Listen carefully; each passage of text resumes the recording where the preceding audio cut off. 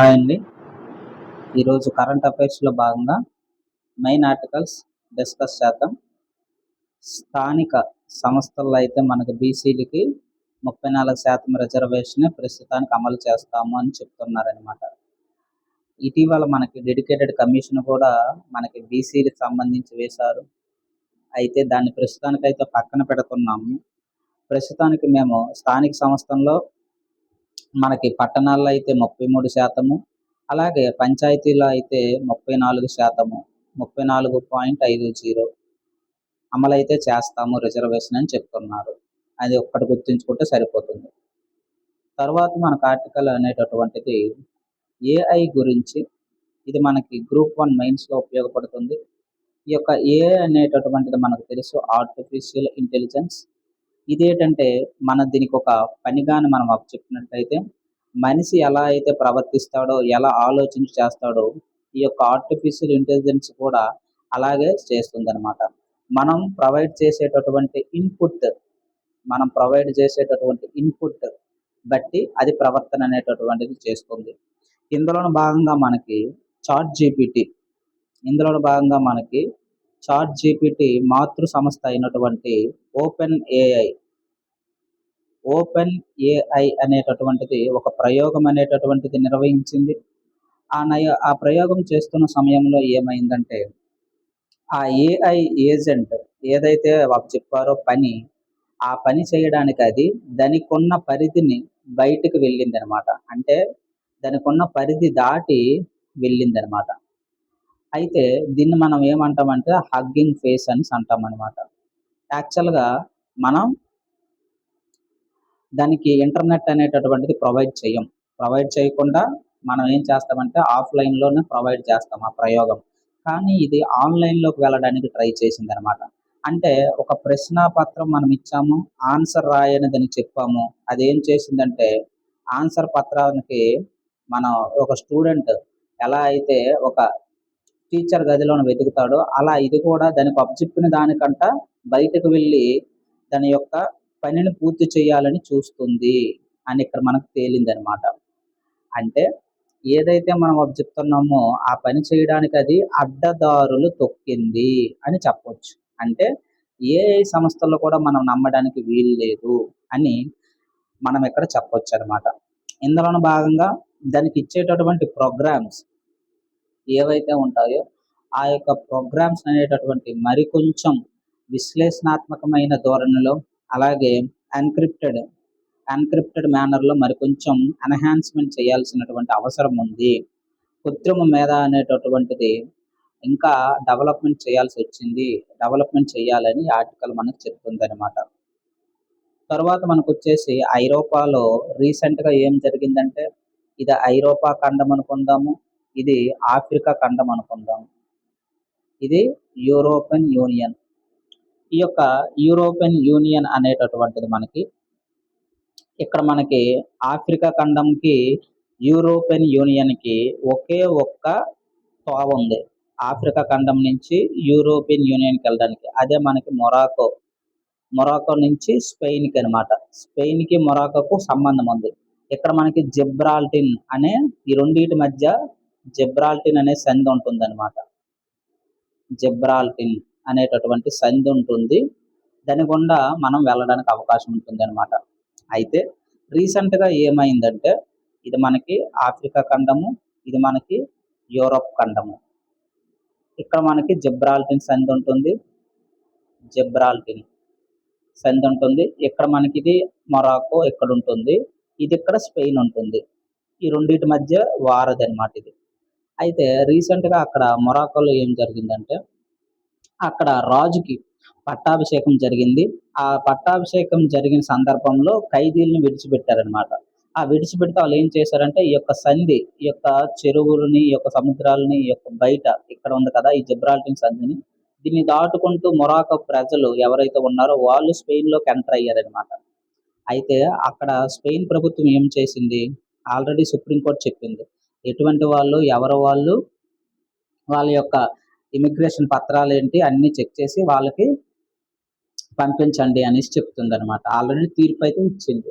అయితే అక్కడున్న ప్రభుత్వవాదులు స్పెయిన్‌కి సంబంధించినటువంటి అపోజిషన్ వాళ్ళు, అలాగే తక్కిన వాళ్ళు ఏమంటున్నారంటే, మన ప్రభుత్వం అనేటటువంటిది వీక్‌గా ఉంది.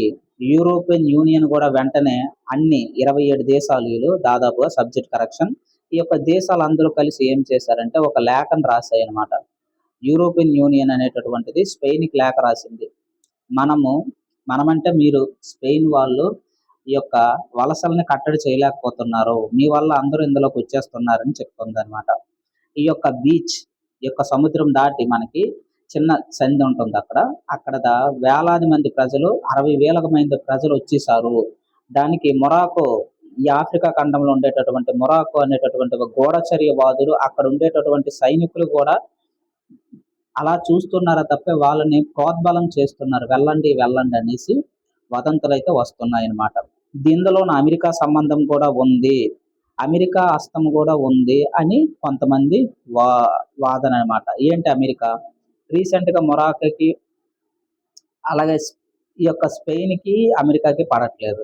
ఈ యొక్క మొరాకో, ఆఫ్రికా ఖండంలో మొరాకో ప్రాంతం ఏమైందంటే మోదీకి ట్రంప్‌కి, మోదీకి కాదు ట్రంప్‌కి ఏంటంటే ట్రంప్ వాళ్ళ యొక్క సైనిక విన్యాసాలు అయితేనేమి, అలాగే సైన్యాలు దిగడానికి, అలాగే యుద్ధ విమానాలు ల్యాండ్ అవ్వడానికి ఇవన్నిటికీ అవకాశం ఇచ్చిందనమాట మొరాకో.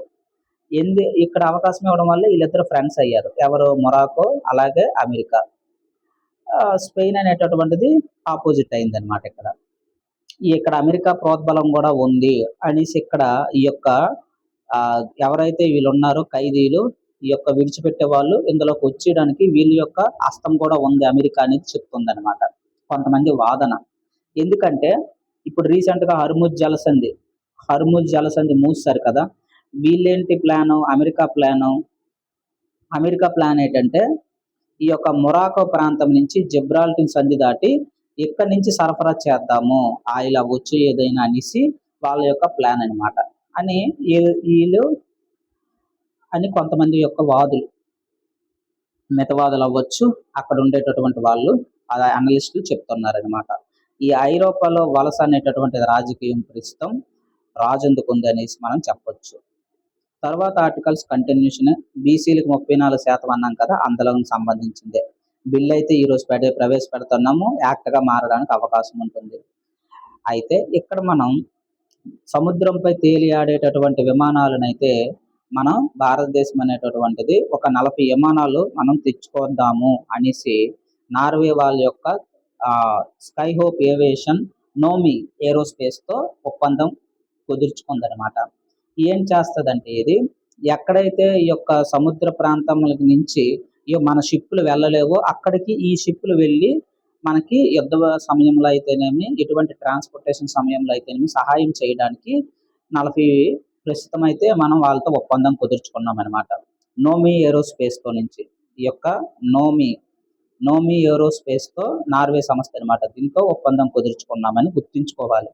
ఏది ఏమైనా ప్రస్తుతానికైతే 29-30కి ఒక 10, బాగా ఉంటే మరొక 5, ఆ తర్వాత వాయిదాల పద్ధతిలో 2030 నాటికల్లా మొత్తం ఒక 40 విమానాలు అయితే తెచ్చుకుందామని చెప్తున్నారనమాట.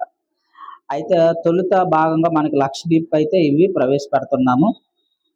ఆ తర్వాత ప్రధాన భూభాగం మీద కూడా దృష్టి చేద్దామని చెప్తున్నారు. లాస్ట్ ఆర్టికల్ మనకి ఇక్కడ వచ్చేసి ఇక నుంచి గ్యాస్ సిలిండర్స్ అనేటటువంటి కొత్త పద్ధతిలో వస్తున్నాయి. ఇవి బరువు తక్కువ, పేలవు.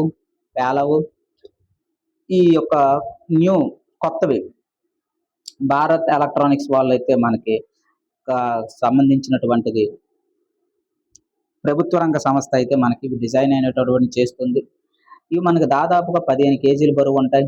10 కేజీలు మాత్రమే మనకు అందులో గ్యాస్ ఉంటుంది. అంటే 5 కేజీలు దాదాపుగా 5.9 అనేటటువంటిది మనకి ఈ యొక్క గ్యాస్ బరువు అనేటటువంటిది ఉంటుంది. ఈ యొక్క మెటీరియల్ అనేటటువంటిది పూర్తిగా మనకి ప్లాస్టిక్, అలాగే ఫైబర్ గ్లాస్తో తయారు చేయడం జరిగింది. దీని యొక్క ఎందుకు పేలదంటే ఇక్కడ మనం చూసుకుంటే ఇది బ్లాస్ట్ ప్రూఫ్ అలాగా మనం తయారు చేశారనమాట. ఒకవేళ ఎప్పుడైనా పేలే పరిస్థితి వచ్చిందనుకోండి, ఆ యొక్క సిలిండర్ నుంచి మనకి రంధ్రాలు అనేటటువంటి ఉంటాయి కదా, ఈ సిలిండర్ నుంచి రంధ్రాలు పడి నల్లగా వస్తుందన్నమాట. కాబట్టి పేలడానికి అవకాశం లేదు. అలాగే గీతలు ఉండవు, ఎటువంటి తుప్పు పట్టదు, ఇంతకుముందు సిలిండర్లు అయితే తుప్పు అనేటటువంటి పట్టడానికి అవకాశం ఉంటుంది. ఎంత గ్యాస్ ఉందో కూడా మనం ఇక్కడ చూసుకోవచ్చు. ఎలా అంటే మనకి ఇక్కడ గీతలు ఉంటాయి అన్నమాట, నామ్స్. ఒక్కొక్క నామ్స్ బట్టి మనం చెక్ చేసుకోవచ్చు. లాస్ట్ గీతకు వచ్చేసరికి మనం వెంటనే మార్చుకోవచ్చు. ప్రస్తుతం అయితే అన్ని ప్రీమియర్ సర్వీసులు ప్రారంభమయ్యాయి. బుక్ చేసిన 4 గంటల్లోకి ఈ సిలిండర్స్ అయితే సప్లై చేయడం జరుగుతుంది. Thank you. ఛానల్ని అయితే సబ్స్క్రైబ్ చేసుకోండి.